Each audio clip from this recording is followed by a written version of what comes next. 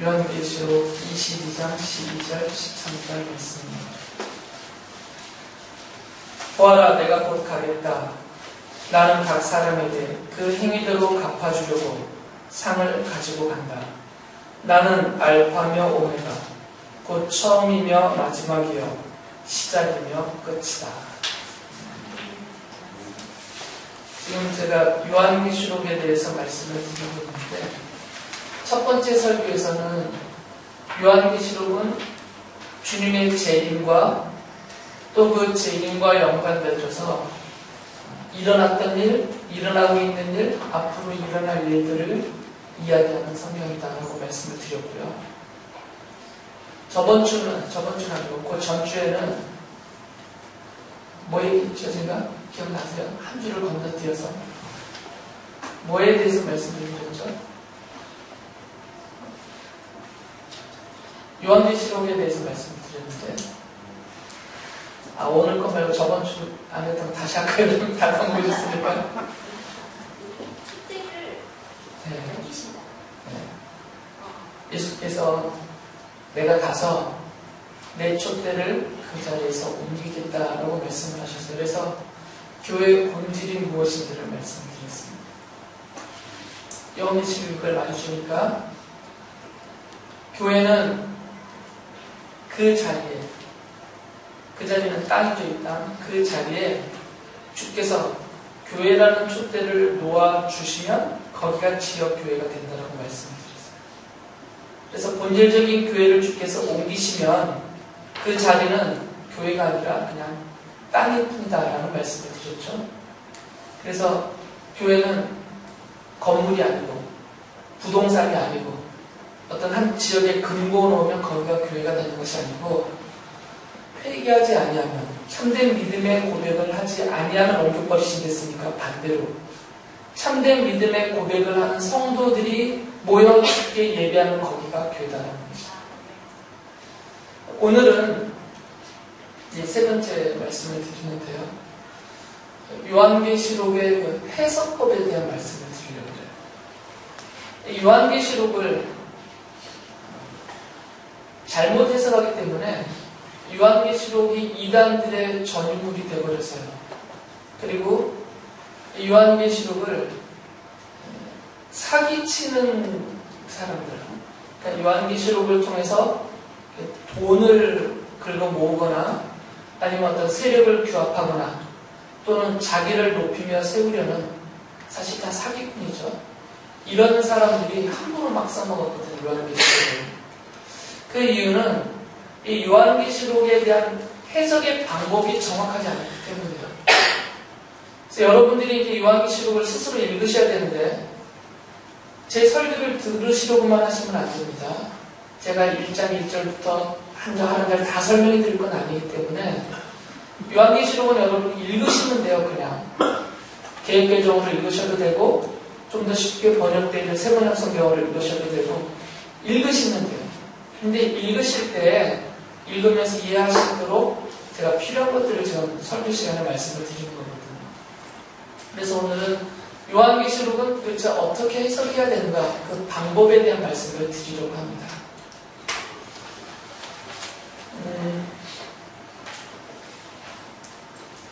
요한계시록에 대한 가장 보편적인, 오랜 교회의 역사를 통해서 보편적으로 취해왔던 방법이 뭐냐면 역사적 해석법이라는 거죠. 역사적 해석법이라는 게 뭐냐면, 우리가 일반적으로 역사다라고 말하면 보통 그냥 흔하게 말하는 역사는 어떤 사건이 원인이 되어서 그 다음에 벌어질 사건을 이끌고 가는 게 역사예요. 그러니까 원인과 결과의 연속이 역사로 나타나는 거거든요. 앞에 어떤 벌어진 사건이 있기 때문에 그 다음에 사건이 벌어지는 것입니다. 앞에 원인이 되는 사건이 없이 그 다음에 어떤 사건이 결과로 나타날 수가 없어요. 이게 역사입니다. 그러니까 역사는 뭐가 제일 중요하겠어요? 역사에서 제일 중요한 건 뭐겠어요? 시간. 시간이 제일 중요한 겁니다. 앞선 시간에 벌어진 사건들이 뒤이어 나올 그 시간, 뒤로 이어지는 시간에 벌어진 사건들을 결정해줘요. 원인이 되어서. 이게 역사예요. 그러니까 성경을 해석을 할 때 이런 역사적인 해석법으로 성경을 해석을 하면 이제 문제가 생기는 것이죠. 역사적인 해석법으로 성경을 보게 되면 예를 들어서 이렇게 해석을 하는 것입니다. 역사적인 해석법으로 보면 하나님이 아담을 만드셨잖아요. 아담과 하와를. 그럼 아담과 하와를 만드셨는데 아담과 하와가 에덴 동산의 중앙에 있는 선악을 알게 하는 나무의 열매를 까먹었어요. 죄를 지었죠. 여기서 역사적 해석법을 적용하면 이런 방법이, 이런 해석이 돼요. 그렇다면 만약에 아담이 그 나무의 열매를 까먹지 않았다면, 죄를 짓지 않았다면 예수님의 십자가는 존재하지 않는다. 그러니까 이 십자가는 왜 세워졌느냐? 왜 예수께서 이 땅에 오셔서 십자가에서 죽임을 당하셨느냐? 그것은 죄인들의 죄 용서를 위해서 오신 거다라고 생각을 하는 거죠. 그러니까 죄인들의 죄가 전제되기 때문에 예수님이 오신 것이에요. 그럼 이 죄인들의 죄는 어디서 나왔느냐? 아담의 범죄에서 나온 거거든요. 그럼 이거를 역사적 해석법으로 뒤집어 생각을 하면 만약에 아담이 죄를 짓지 않았으면 예수님이 오실 이유가 없잖아요. 십자가는 죄 용서를 위해서 세워진 십자가니까. 이해가 되시죠? 이게 역사적인 해석 방법이에요. 근데 이게 더 심하게 말하게 되면 이렇게 되는 겁니다. 하나님이 처음 천지를 창조하시고 아담과 하와를 창조할 때는 하나님의 창조의 계획 속에 십자가가 없었던 것이죠. 아직 아담이 범죄를 안 했으니까. 아담이 죄를 짓기 전까지는 하나님의 이 창조의 계획 안에 십자가가 없었던 거죠. 예수님이 오신다는 이 사건 자체가 하나님의 창조 계획 안에 없었단 말이에요. 역사적 해석 방법으로 성경을 해석을 하면. 그러다가 갑자기 아담이 죄를 지으니까, 그래서 온 인류가 죄인이 되어버리니까 이 문제를 해결하기 위해서 하나님이 해결 방법으로 세우신 게 예수님의 십자가라는 거죠. 그러니까 아담의 범죄가 원인이 되어서 예수님의 십자가가 결과로 나타나게 되는 겁니다. 아담의 범죄가 없다면 십자가의 원인이 없어지는 거니까 십자가 자체가 사라지는 거죠. 이게 역사적인 해석 방법의 오류예요. 그래서 끄떡끄떡 하신 제가 너무너무 기뻐요. 이걸 다 이해하신다니까. 그런데 안타깝게도 많은 분들이 이렇게 성경을 해석합니다. 이렇게 해석을 하게 되면 예수님이 십자가에서 오셔서 십자가에서 왜 죽으셨습니까? 이렇게 질문을 할 때 서슴없이 이런 대답을 해요. 나를 위해서 오셨습니다. 내 죄 용서를 위해서 오셨습니다. 이렇게 대답을 하게 돼요. 틀린 말 같아요? 맞는 말 같아요? 예수님이 김양수 성도님의 죄를 위해서 이 땅에 오셔서 십자가에서 돌아가셨잖아요. 여기서 아멘 하셔야 돼요. 맞는 말이에요. 근데 이게 맞는 말인데 어떻게 성경을 해석하고 이렇게 말하냐에 따라서 틀릴 수도 있는 것이죠. 역사적인 해석 방법으로 성경을 해석하고 보면서 이렇게 말해버리면 틀려요. 아담의 범죄가 전제가 되어서, 원인이 되어서, 나도가 아담 안에 포함되어 있는 겁니다. 아담의 후손이니까. 그래서 예수님이 오셨다는 이런 역사적인 해석의 방법을 가지고 예수님이 내 죄를 위해서 오셔서 십자가에 죽으셨습니다. 이렇게 말해버리면 틀리단 말이에요. 요한계시록도 이렇게 해석하면 안 돼요. 성경 전체를 역사적인 해석 방법으로 보면 안 되기 때문에 요한계시록도 마찬가지입니다. 역사적인 해석 방법으로 요한계시록을 보면 안 돼요. 아까 말씀드린 것처럼 역사에서 제일 중요한 건 뭐라고 했어요? 시간이에요. 그래서 이 역사적인 해석 방법은 시간이 창세기 창조에서부터 시간이 시작이 되어서 계속 마치 8일 10일을 떠는 화살처럼 시간이 쭉 직선을 이루면서 가고 있다라고 해석을 해요. 일반적인 역사적인 시간관이에요. 그래서 성경의 역사도 이 시간의 흐름을 따라서 창세기에서 시작이 되어서 화살처럼 쭉 가고 있다는 것이죠. 그래서 창세기에서 시작된 성경의 역사가 그 다음에 출애굽기가 되고 레위기가 되고 이렇게 쭉 가서 지금 신약 성경을 거쳐서 요한계시록을 향하여 가고 있다 이렇게 보고 있는 거죠. 근데 말씀드렸듯이 이런 시간의 역사적인 시간의 관점으로 성경을 봐버리면 성경에 대해서 해석을 할 때 큰 문제가 생겨버려요.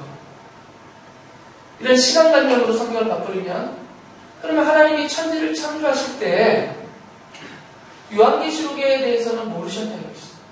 우리가 지금 읽고 있는 요한계시록. 하나님의 창조의 계획과 창조 시점에 요한계시록은 없었다가 돼버리는 거거든요. 이게 시간의 관념으로 보면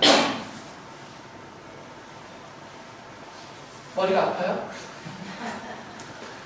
역사적인 해석이라는 것은 앞선 사건이 원인이 되어서 뒤에 오는 사건을 결과로 낳는 것이란 말이죠. 그러면 처음 창조 때에는 아직 뒤에 결과들이 없잖아요, 지금. 무슨 일이 벌어질지 모르는 거잖아요. 아담의 범죄도 아직 벌어지지 않은 상태라고요. 근데 아담이 범죄했기 때문에 죄인이 되고, 그 다음에 또 가인이 죽이고, 그 다음 사건들이 계속 이어져 나온다, 이렇게 보는 거죠. 그래버리면 하나님이 우스워지는 것이에요. 하나님이 바보가 되는 것이에요. 하나님이 사람들이 저지른 일들을 뒤수습하시는 분밖에 안 돼요. 이렇게 되버리면. 성경은 우리가 뭐라고 부르죠?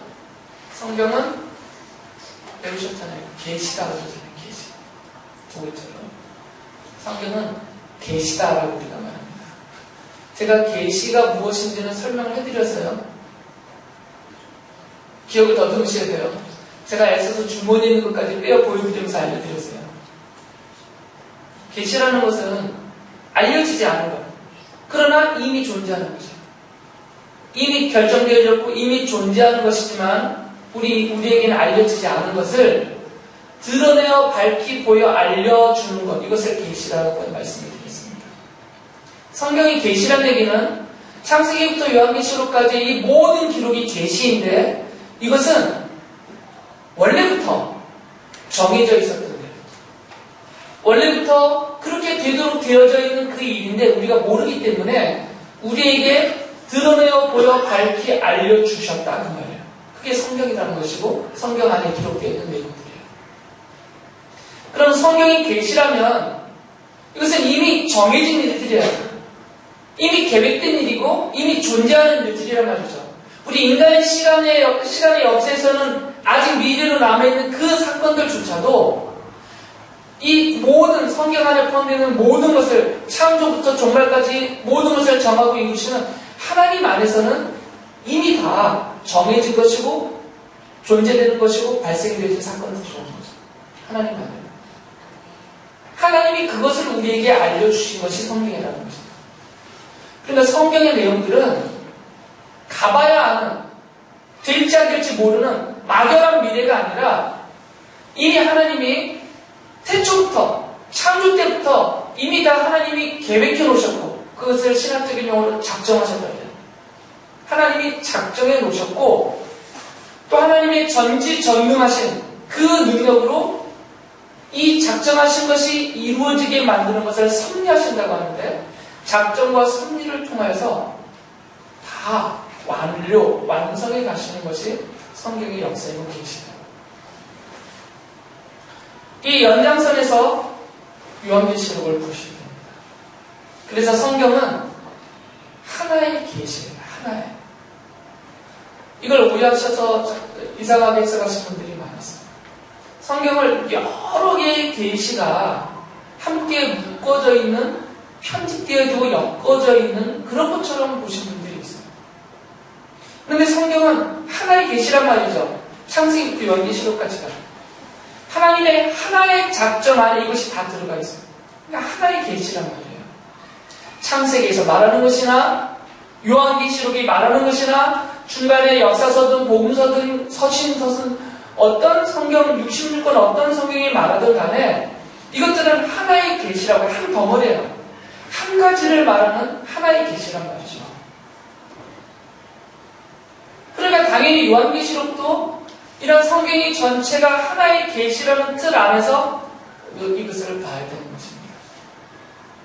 이렇게 이해를 하게 되면 성경의 역사적인 해석 방법을 이렇게 보지 않고 하나의 계시라는 계시적인 관점으로 성경을 보게 되면 이제 질문이 하나가 나오게 돼요. 최종적으로.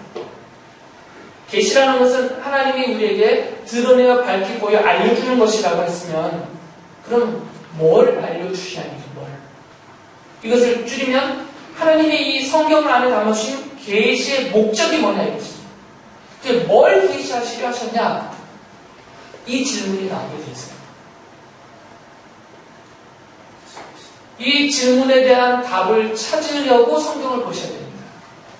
성경이 계시니까 성경이 하나님의 작정 안에 있는 하나님의 뜻을 우리는 몰랐던 것인데 우리에게 드러내어 보여 알려주시는 기록이니까 성경이 그 계시니까 목적이 있단 말이죠. 계시의 목적. 창세기를 읽어도 왜 이 창세기를 계시하셨냐? 왜 나에게 알려주시느냐? 그 목적이 뭐냐? 이 답을 찾는 관점으로 성경을 보셔야 되는 것입니다. 마지막 우리가 보고 있는 요한계시록을 볼 때도 마찬가지예요. 요한계시록에 별의별 내용들이 다 나오지만 이것은 하나의 계시니까 창세기로부터 뚝 떨어져 있는 별도의 계시가 아니라 창세기와 한 덩어리로 엮여져 있는 계시니까 창세기부터 시작해서 66권 전체 요한계시록 이르기까지 전체 66권을 통해서 하나님이 계시하시려고 하시는 것이 무엇인가? 그 계시의 내용, 목적이 무엇인가? 이 관점으로 요한계시록을 봐야 된다는 것이에요. 요한계시록을 역사적인 해석법으로 해석을 해버리면 요한계시록 1장에서 시작되어서 이 시간의 흐름으로 계속 보게 돼요. 1장 다음에 2장, 2장 다음에 3장, 3장 다음에 4장. 이게 시간의 흐름으로 보게 된다는 것이죠. 근데 이렇게 봐버리면 완전히 요한계시록이 뒤엉켜져 버려요. 저번 주에 말씀을 드렸어요. 지난번 설교 때 촉대 말씀을 드리면서 2장부터 3장까지 아시아의 7교회에 대한 이야기를 하세요. 그런데 4장 가면 갑자기 광경이 장면이 어디로 바뀐다고 했어요? 4장부터. 설교 다 까먹으셨네요. 주께서 촉대를 옮기신다라고 말씀을 했을 때 왜 촉대를 옮기는지를 이야기하시는 이유를 말씀드렸잖아요. 결국 옮겨지는 것인데 4장에서는 어디로 옮겨진다고 했어요? 하늘로. 그래서 하늘교회, 천국교회의 광경을 4장부터 말씀드리잖아요. 그러면 역사적인 해석법으로 보면 2장, 3장은 당시 주 1세기 한 90년경에 벌어진 지금의 터키에 있는 아시아 7교회에 대한 이야기를 하고 있었는데 갑자기 하늘교회가 나와버리잖아요. 갑자기. 이게 시간 개념으로 안 맞는단 말이죠. 이게 역사적인 흐름으로 안 맞는 얘기예요. 이게 계속 반복돼요. 요한계시록은. 한 사건이 가다가 그 의미를 설명하고 다시 또 처음으로 돌아가서 다시 또 시작해요.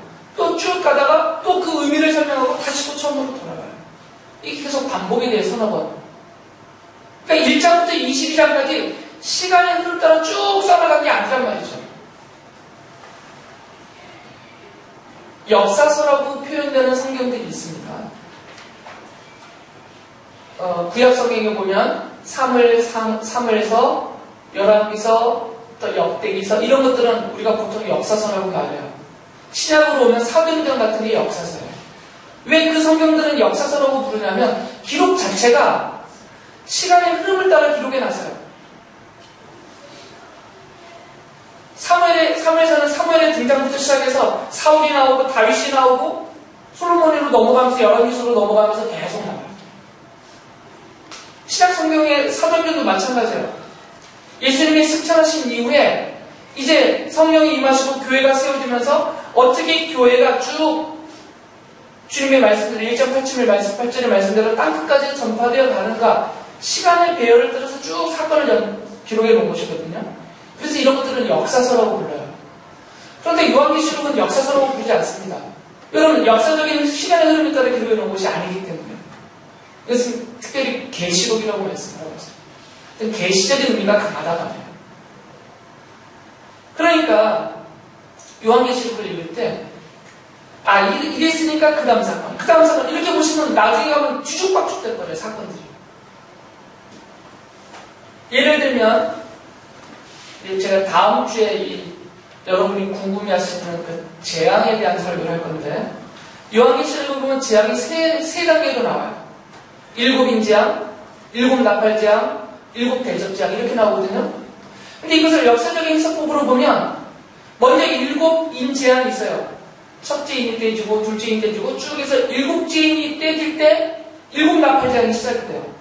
나팔이 부러진단 말이죠. 또 첫째 나팔 부러지고 해서 7째 나팔이 부러질 때 7대접재앙이 시작돼요.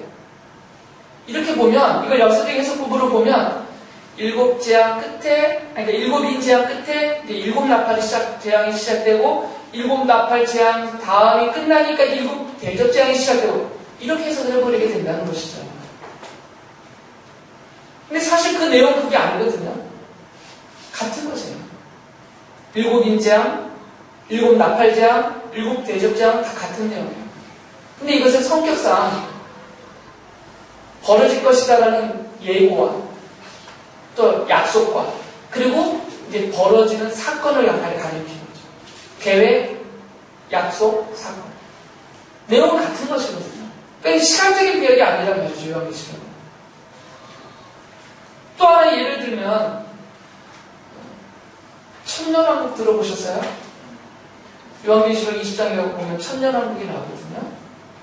이것도 역사적인 해석법으로 성경을 해석해버리니까 19장 다음에 20장에 나오니까 19장의 사건 다음에 20장의 사건이 벌어지는 것으로 해석하게 된단 말이죠. 시간적인 배열이 그러니까. 근데 이렇게 해석을 해버리면 또 이게 뒤죽박죽 돼버려요. 천년왕국은 다음번 설교 때 말씀드릴게요. 기대가 막 되시죠? 한국 사람들이 시리즈물 좋아하잖아요. 연습곡 좋아하시니까.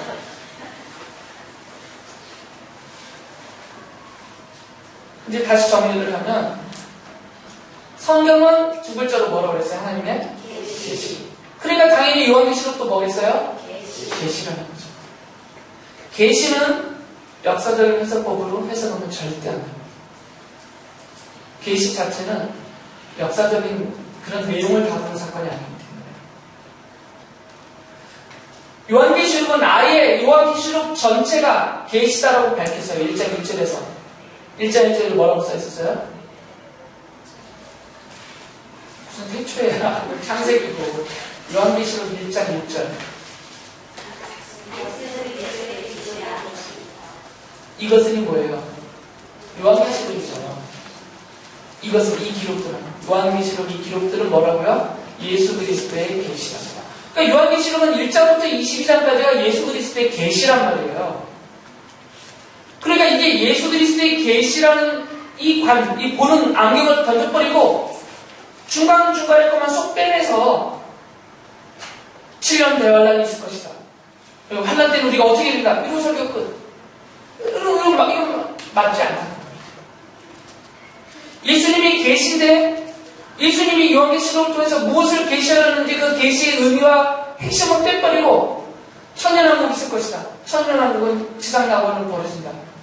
여호와의 증인처럼. 그렇게 말해버리면 안 된다는 거죠. 그러니까 요한계시록에 나오는 어떤 사건들, 많은 사건이 나오잖아요. 등장하는 인물들, 나타나는 상징들, 예언된 말씀들, 이런 모든 것들은 예수 그리스도의 계시라는 틀 안에 다 들어가 있어야 돼요. 그러니까 예수 그리스도의 계시라는 그 틀 속에서, 그 관점에서 이것들을 다 보고 해석을 해야 된다는 거죠.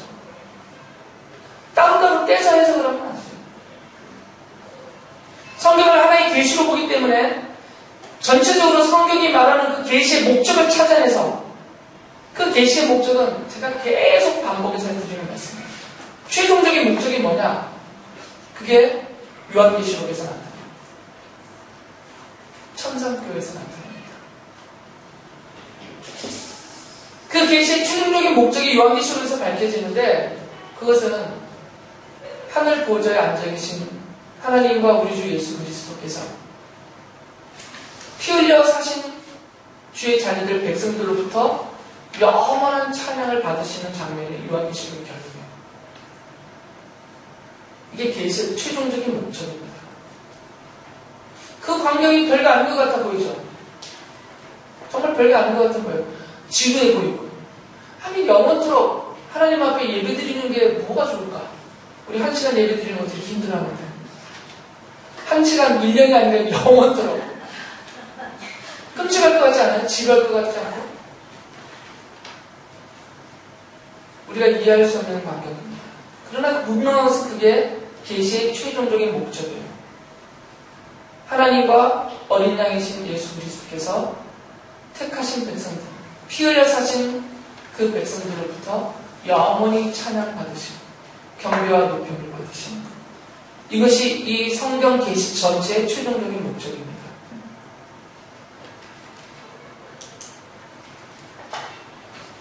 실감은 안 나겠지만 힌트가 우리에게는 있어요. 여러분이 콘서트 현장을 가보셨는지 모르겠지만 저는 가봤거든요. 거기 가면 애들이 미쳐요.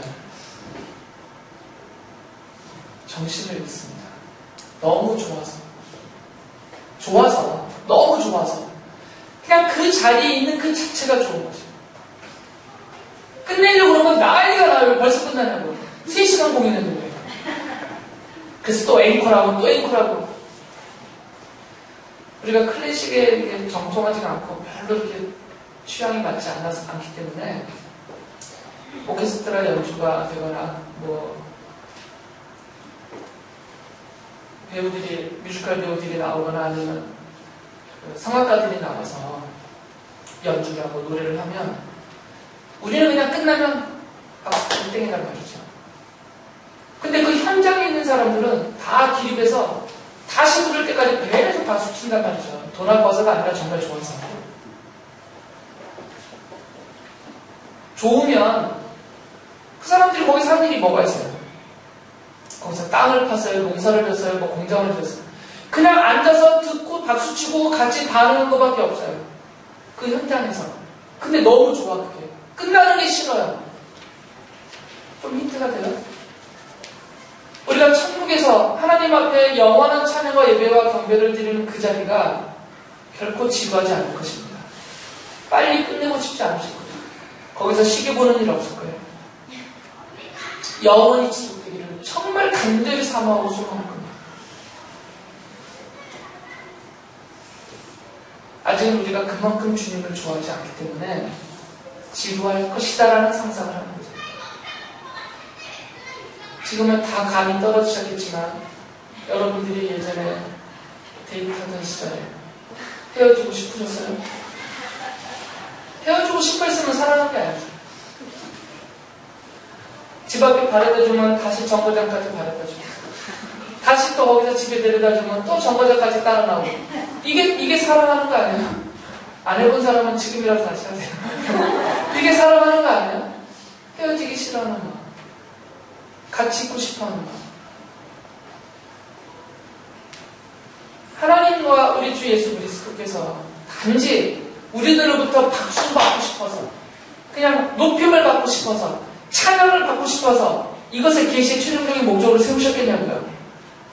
우리와 함께 있는 그 자체가 계시의 목적인 거죠.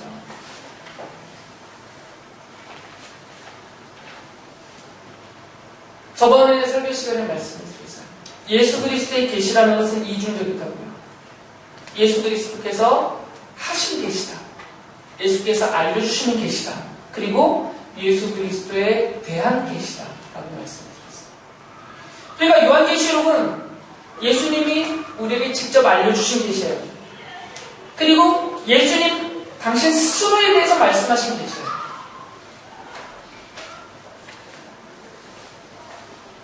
그래서 요한계시록에 보면 22장 16절에 이렇게 말씀하셨어요. 나 예수는 나의 천사를 너희에게 보내어 교회들에게 주는 이 모든 증언을 전하게 하였다. 나 예수가 전하게 하였다. 그러니까 누가 계시하신 거세요? 예수님이 계시하신 거죠. 유명한 목사들이 해석했다고 계시가 되는 것이 아니고 요한계시록은 그 자체가 예수님이 우리에게 전하신 계시라는 거예요. 그리고 요한계시록의 내용을 다 보면 다 예수님에 대해서 말하고 있는 계시예요. 1장부터 3장까지는 예수님께서 그 교회 촛대를 잡고 계시는 교회 주라는 것을 아시아 7교회에게 써보내시면서 그것과 연관하여서 예수님이 교회 주 되심을 말하고 있어요. 4장은 하늘 교회를 보여주시면서 하늘 보좌에 앉아 계신 하나님과 어린이 되신 예수 그리스도가 찬양과 경배를 받으시는 창조주로 그런 존귀하시는 분으로 계시되고 있어요. 5장부터 17장까지는 아까 말씀드린 7인재앙, 7나팔재앙, 또 7대재앙이 계속 이어지는데 중간중간에 삽입되는 장면들은 있지만 이런 재앙들을 통해서 예수께서 오늘 말씀의 제목이고 본문인 것처럼 시작과 끝임을 말씀해주는 창조주이시면서 그 창조의 목적을 시작과 끝으로 정하셔서 완료하시는 그 하나님이심을 계시해주고 있단 말이죠. 이런 재앙 계시는 그 자체를 말하는 것이 하나님의 예수께서 시작과 끝이신 하나님이시다라는 것을 강조하고 있는 것이다. 그리고 그 18장부터 마지막 22장까지는 예수님의 재림에 대해서 강하게 반복적으로 말하면서 벌어질 최후의 심판, 예수님이 재림하실 때 벌어질 최후의 심판을 강조하는 내용이에요. 그리고 그 최후의 심판 이후에 있을 영원한 천국과 영원한 지옥, 이것을 말하고 요한계시록을 합니다.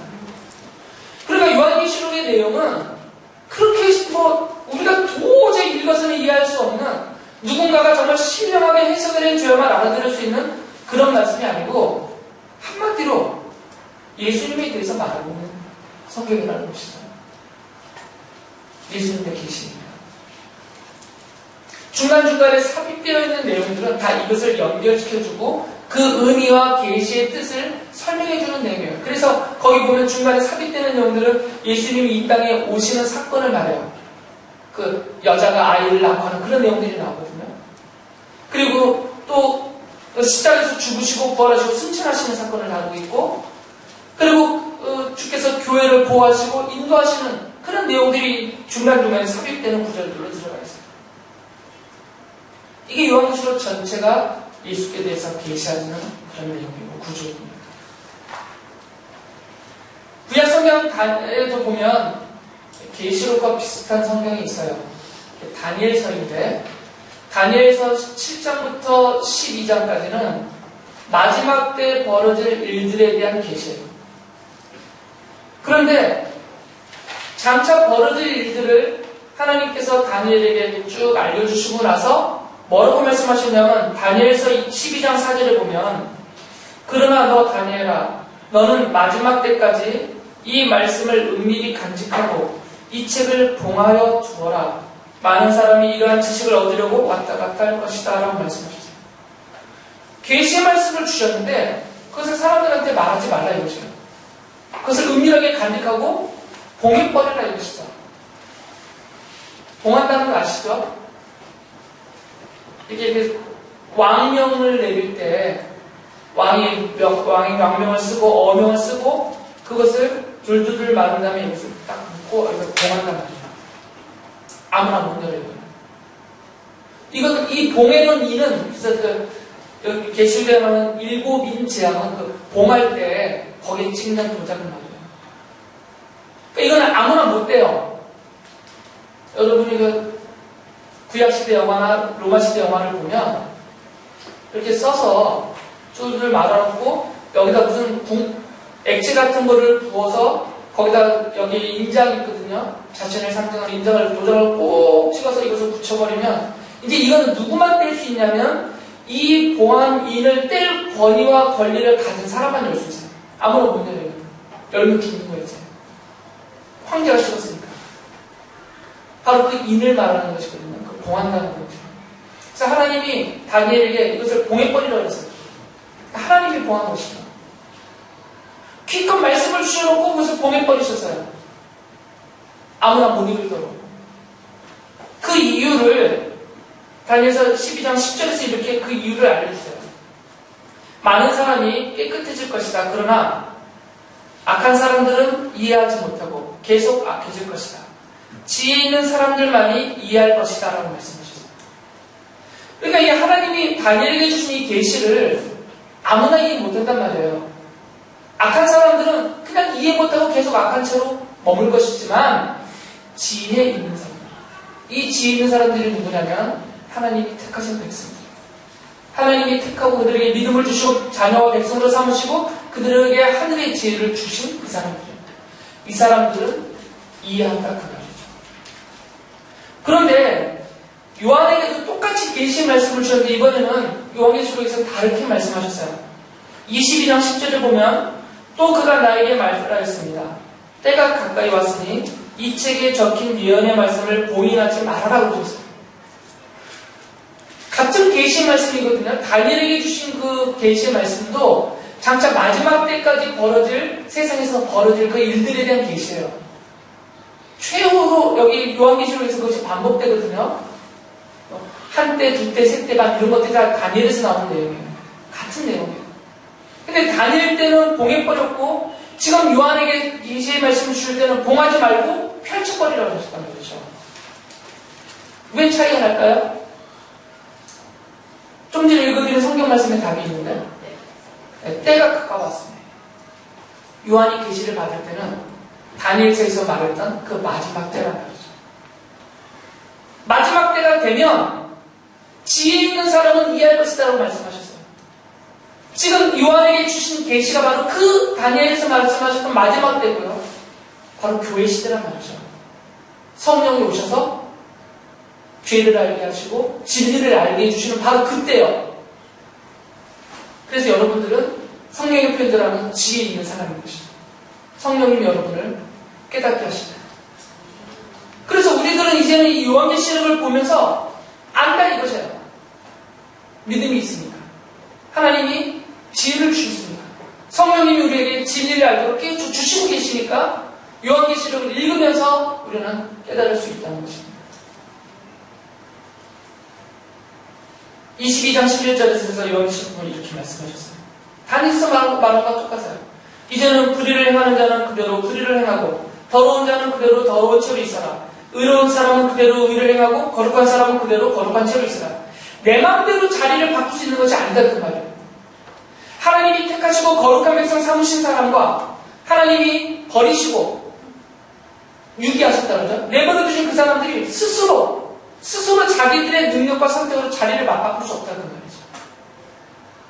이것이 창세기 창조 때부터 하나님의 작정 안에 이미 정해진 계획된 일이기 때문에 그래서 시작과 끝이다라고 말씀하신 거죠. 나는 알파며 오메가 곧 처음이며 마지막이요 시작이며 끝이다 라고 말씀하세요. 이 말씀이 여러 차례 반복돼요. 1장 8절, 1장 17절, 18절, 21절 계속 반복되는 말씀이에요. 알파와 오메가는 무슨 말씀인지 알죠? 영어는 알파벳 첫 글자가 A고 맨 끝 글자가 G죠? 헬라어, 이 신약성경을 쓴 신약성경이 쓰여질 때 사용되는 언어가 그리스어, 헬라어인데 헬라 알파벳의 첫 글자는 알파예요. 여러분이 보실 때 이렇게 써요. 헬라어 알파벳 첫 글자가 알파이고 헬라어 알파벳 마지막 글자가 오메가예요. 남자들 시계, 오메가 시계에 있는 그 말. 그러니까 알파와 오메가다라는 것은 그 뒤에 이미 해석해 주세요. 처음이며 마지막이고 또 해석해 주세요. 그것도 못 알아들을까봐. 시작이면 끝이다. 예수께서 시작이면 끝이라는 거죠. 그러니까 예수님 안에 다 있는 것입니다. 예수님이 하나님으로서 창조주이시고 그 작정 안에서 모든 것이 다 이미 계획된 대로 이루어 가시는 거죠. 이 계시의 한가운데 뭐가 있냐면 예수 그리스도의 십자가가 서져 있는 것입니다. 그리스도의 십자가를 정점으로 해서 성경은 창세기부터 요한계시록까지 예수께서 바로 주시다. 그리스도이시고 우리의 주님이시다. 이것을 계시하고 그 계시의 목적이 어디에서 드러나냐면 요한계시록 끝에 가면 하늘교회에서 영원히 예수께서 하나님과 함께 주님으로서 그리스도로서 하나님으로서 찬양과 경배를 받으시는 방향으로 결론을 내주고 있습니다.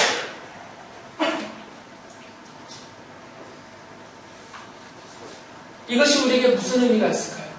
지금까지는 이제 요한계시록을 설명한 것이고 이런 목적으로 이 요한계시록을 계시하셨다면 이 계시를 우리에게 지금 펼쳐 알려주시는 하나님의 의도가 뭐겠어요? 여러분에게 이 요한계시록의 내용을 계시로서 알려주시는 하나님의 의도, 그 의도는 뭐겠습니까? 나라는 존재를 알아라는 거죠. 내가 어떤 존재인지를 알아라는 거죠. 내 존재의 이유와 가치와 목적을 알아라 이것이죠. 성경 계시 전체의 목적이 그리스도께 찬양과 영광과 경배를 돌리는 것에 있고 이 모든 역사, 교회 역사의 최종적인 결론이 천상교회에서 주께 영원한 찬양과 경배와 예배를 돌리는 것으로 끝을 맺고 있다면 지금 우리가 이 땅에 사는 것은 하나의 과정인데 흘러가는 과정인데 여기가 끝이 아니고 결국 우리는 어디까지 가게 돼 있다는 거죠. 천상교회 그 찬양과 경배와 영원한 예배 자리까지 가게 돼 있다는 것이죠. 내 존재의 이유와 목적과 최종적이 여기에 있다는 거죠. 이것을 요한계시록을 통해서 우리에게 좀 알려주고 계시는 거죠. 그러면 무슨 의도로 알려주시겠어요? 이 땅에 머무는 동안 본질적으로 우리가 어떤 존재로 살아가요? 주를 영화롭게 하는 존재로 살아가는 것이죠. 주님을 영화롭게 하는 존재로. 가정에서 일을 하든 회사에서 사업을 하든 학교에서 공부를 하든 이 땅에 머무는 기간이 얼마이든 어떤 모습으로 살든 어떤 상황과 어떤 형편에 내가 놓여있든 행복한 시절을 보내고 있든 고난의 시절을 보내고 있든 잘 나가고 있든 망하고 있든 그런 거를 떠나서 내 존재의 본질은 내가 사는 그 이유 자체는 주님을 영원롭게 하는 것을 뜻하는 것입니다. 주님께 영광을 돌리는 수단적인 존재로 내가 살고 있다 그 말이에요. 나의 존재를 더 행복하게 만들고 나의 존재를 더 풍요롭게 하기 위해서 하나님과 그리스도를 땡겨오는 것이 아니라 내가 수단적인 존재가 되어서 이 계시록의 성경 전체 계시의 목적에 맞는 그런 삶을 살으라는 것입니다. 여기에 더불어서 주시는 위로와 약속이 있습니다. 요한계시록을 보면 우리의 앞선 믿음의 선배들이 다 거기 가 있어요. 지금 보니까